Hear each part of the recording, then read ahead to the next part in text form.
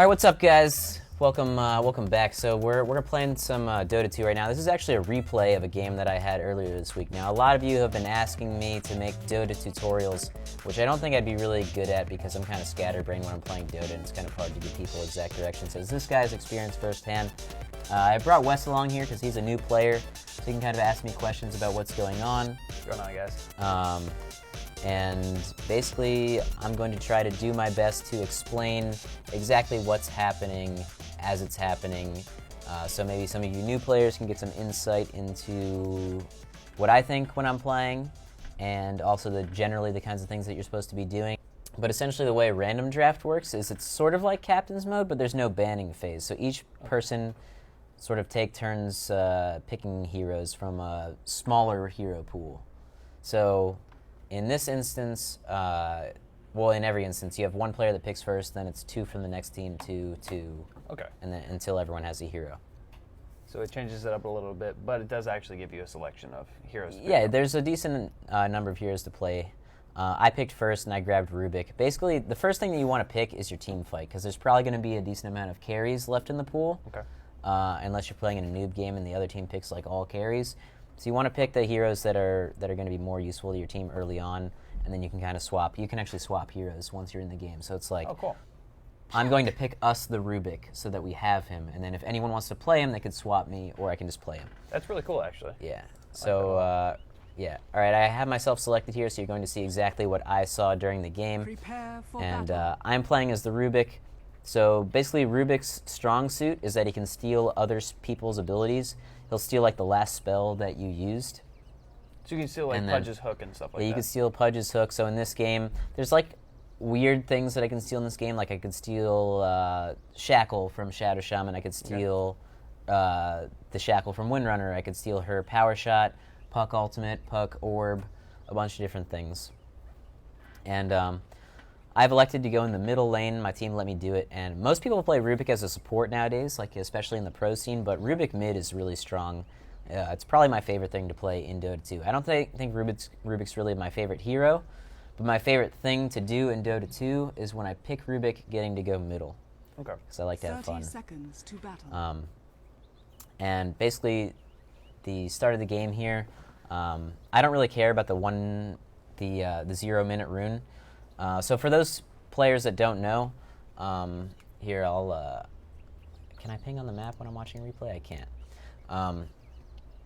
So what exactly I'll is show you the later on. 0-minute rune? Excuse me? What exactly is the 0-minute rune? So every 2 minutes, starting right when the game starts, there's going to be a rune that spawns in one location in the river. Okay. And it's going to be haste, double damage, invis, or illusion. And I'll explain what those are in a second after I'm explaining what I'm doing right now.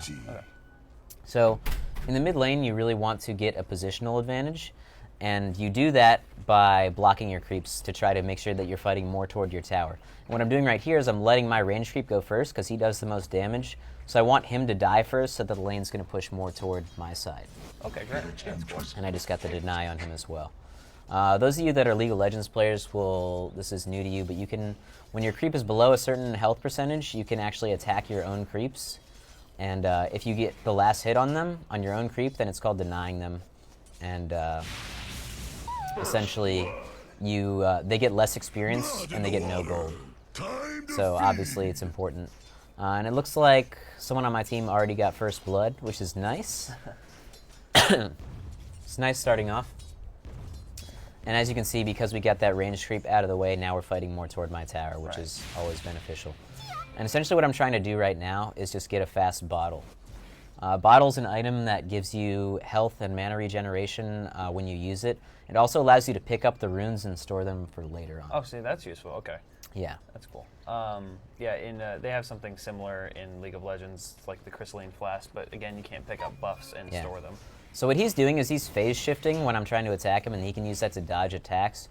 Unfortunately, he's using it on the wrong things. He should be using it to mainly dodge my Fade Bolt, but he's using it on my auto attacks, so I'm going to try to punish him here. That was a good use of his phase shift, for instance, because what Fade Bolt does in addition to a nuke is it also decreases your damage, so it's going to make it harder for him to last hit stuff Oh, okay. if the Fade Bolt effect is on him. So you see I have my bottle now, which means I can start using it and get my mana back up. And he's going to come try to be annoying, and I'm going to be like, fuck you. Get away from me. He did manage to cancel one of my bottle charges, though, so. Now, how did he do that? So if you take damage while you're getting the regen from the bottle, then, am I going to get this kill? Oh, so close. Oh 6 health. Wow. Wow, dude. That's pretty much as close as it gets. Basically, the only reason I was able to kill him there was because of the minus damage that he got from getting hit with the Fade Bolt. Oh, okay. Yeah. Yeah, that's really useful. And now I'm going to go back because I don't want to press my luck. He could hit me with one illusory orb and then I'm dead. So we're going to head back to base. That's good, though. And I think what I'm going to do when I head back, now that I have my bottle, I don't need to worry about tangos. I'm not going to build anything really out of the branches. I could get a magic wand, which you can like store. Every time someone casts a spell when you have a magic wand, you get a charge on it. Okay. And each charge will heal you a certain amount and give you a certain amount of mana. Just to keep you in the lane. Yeah, but also during a fight, it can save your life. Okay, You're that's going down low, everyone's already cast a bunch of spells, boom, you get like 150 bonus health to try to run away, or stay in the fight longer. So he just uses phase shift, so I'm just going to zap him. And now it's 3 minutes, so I don't think there's a rune up, but I'm going to do my best to get this 4-minute rune. Essentially, when you're in the mid lane, I don't know how the hell that hit me, but when you're in the mid lane, you want to be really active, especially when you're a Rubick. Well, I mean, when you're anyone. When you're in the mid lane, you want to be active. You want to be ganking. You're in a solo lane already, and when you're given the solo lane, you sort of have a responsibility to use that advantage. You get a big level advantage from being by yourself, otherwise you'd be splitting the experience with someone else. So you definitely want to be using that level advantage. And pretty much once you're level 6 as Rubick, you're going to want to start roaming, because you can start stealing spells and doing cool stuff. Now, out of all the spells on the enemy team in this game, like, whose spell do you want to steal the most? I would want the Puck ultimate, with Dream Coil, or I would want to get the Rasta ultimate, his Serpent Wards. Okay. So I looked up there and I saw that there's no rune, and this Puck wasted her orb, so I'm pretty sure I can race her down here and beat this. Doesn't look like she's even going to go for it. She's actually backing up. And my other lanes are doing pretty well. So this is a double damage rune. It's a great ganking rune in general. The ganking runes that you want, there's I'll go over the 5 runes now. So you have double damage, very self-explanatory. Yeah. Invis rune, also self-explanatory, makes you invisible for about 30, 45 seconds. I don't remember how long. Is that until you auto-attack, or is it a perma? Until you use any ability or spell. Okay.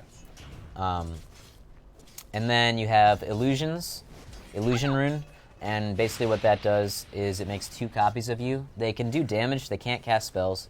They can do damage, but they do less damage and they take more damage. Okay. They're great for baiting out abilities. So for instance, say they're pushing mid lane and I have an illusion rune, I can step back off the lane so they can't see me, pop the illusion rune, send my illusion in and try to get them to dive on it and use their abilities on it before the fight starts. Okay. So I just popped my double damage because I needed to heal, and now I'll be able to get some easy last hits here.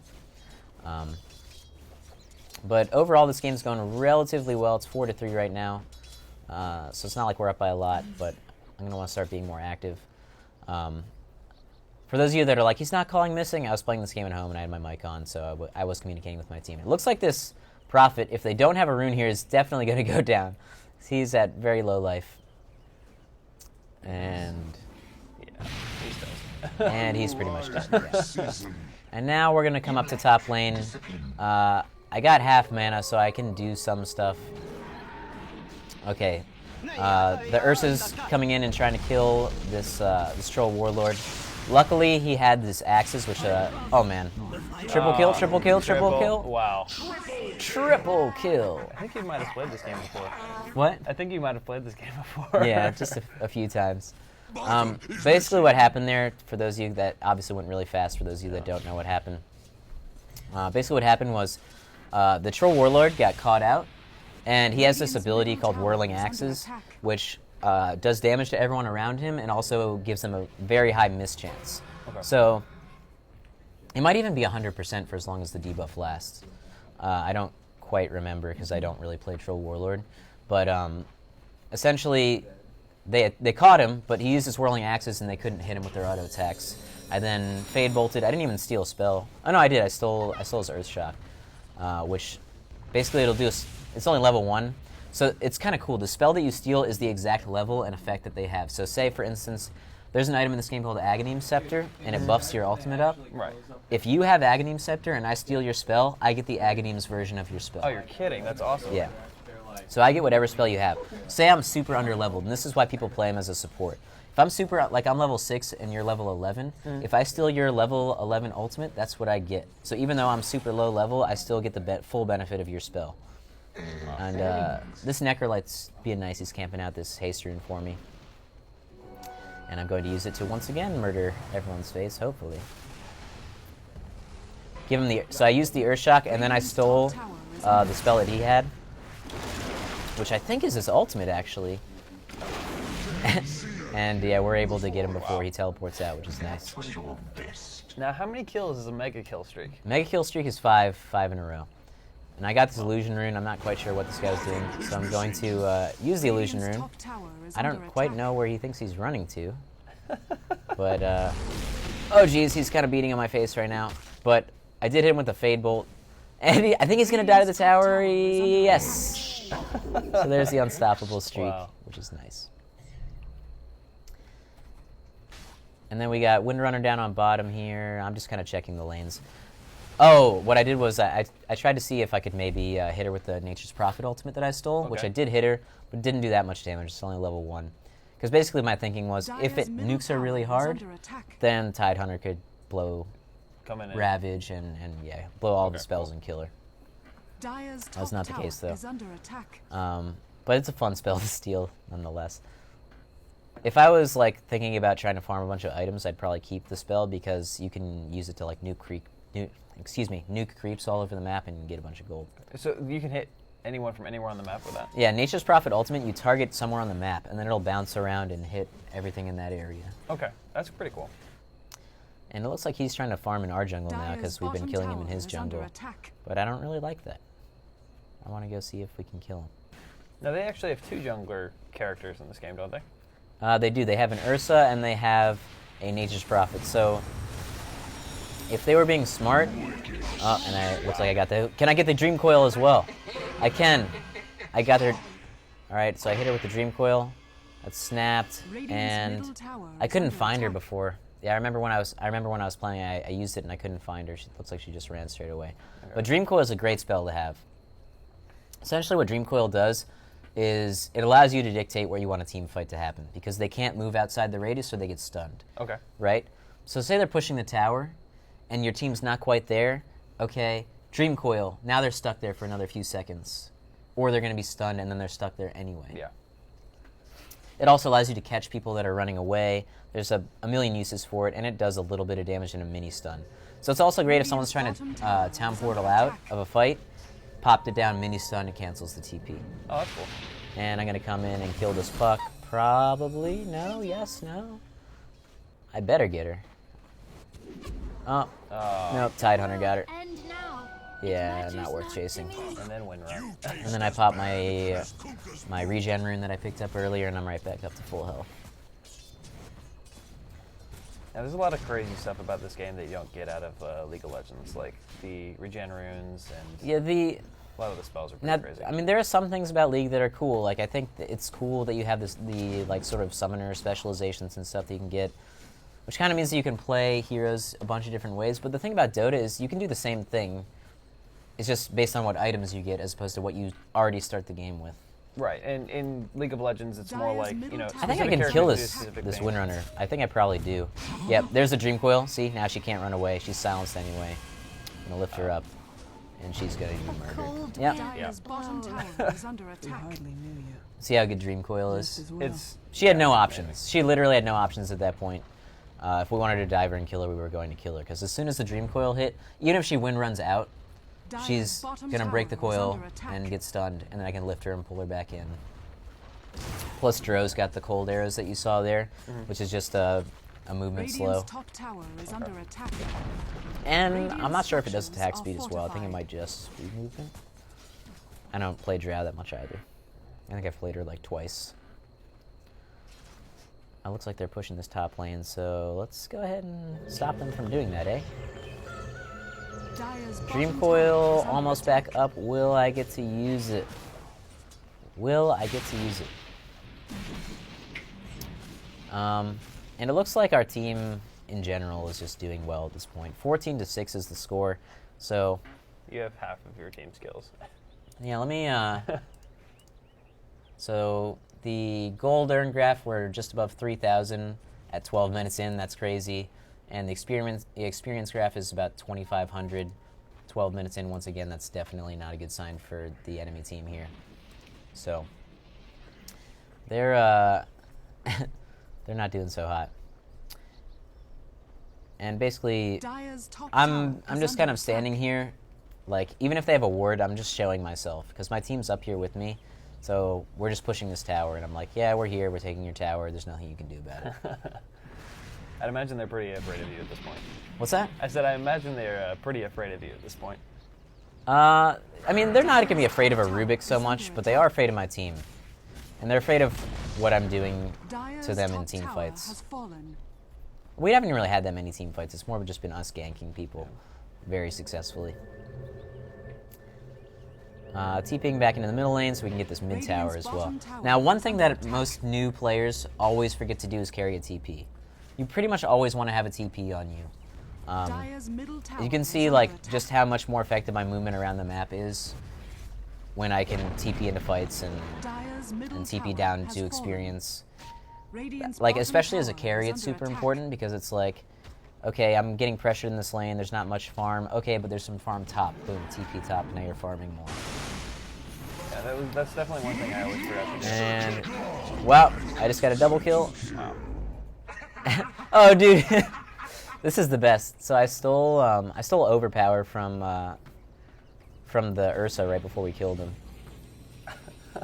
and it's kind of hilarious when you have it on Rubick because you go like Super Saiyan Rubick. You'll Wait, see in a second. Does he actually get bigger? No. He turns super yellow, and I attack really fast. Oh, that's hilarious. So overpower is an ability that Ursa has, and basically, for your next few attacks, you attack super fast. Yeah. And I should have stolen that Puck's illusory orb, but this is too hilarious. Radiant's bottom tower is under attack. I'm just Super Saiyan Rubick. It's the best. That is pretty Oh, cool. and looks like a fight's happening, so let's go ahead and lift him up, toss him around.